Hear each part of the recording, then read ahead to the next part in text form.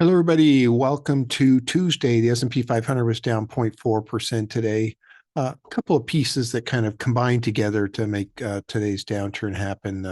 I will say one thing that's interesting, technology actually kind of held up today. The NASDAQ was only down 0.08%, and the QQQs and some of these things were actually up today.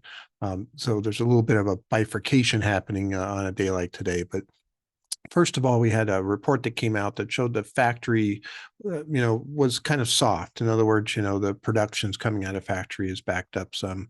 And that's not a bad thing in an inflationary environment because you need things to slow down. Obviously, they slow down too much, you get into recession, but we're still kind of in that soft landing zone with those types of reports that are coming out, at least so far at this point. But the other thing that kind of combined with that was that Saudi Arabia and Russia decided to extend their curbs on production of oil through the end of the year. And oil jumped up to $90 a barrel. Now, remember that oil hit $130 a barrel when Ukraine was invaded, and there was some expectations that it could go a lot higher, and it came back down. So 90 is not terrible as far as that goes, but it is one of the things that worries the market because in inflationary sense, pretty much everything uses some type of transportation, oil, energy, gas, diesel, that type of stuff. And so get passed through on a lot of these different products and services. And it was one of the things that happened in the 70s that's very uncontrollable, really, for a Federal Reserve to deal with. So there's some concern there.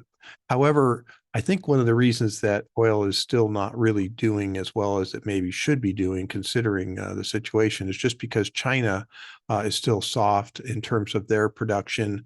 They got a deflationary environment and all kinds of things going on there. They're the world's factory, so their consumption of oil is very high, and if they slow down, that helps. And I said this for a while, that if China was really hot right now, we'd have a lot more problems trying to control inflation, in my opinion.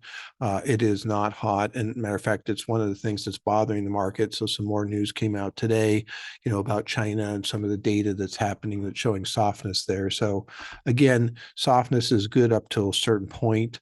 So hopefully they can get things kind of rolling in the right direction sooner than later. But that's what's happening today.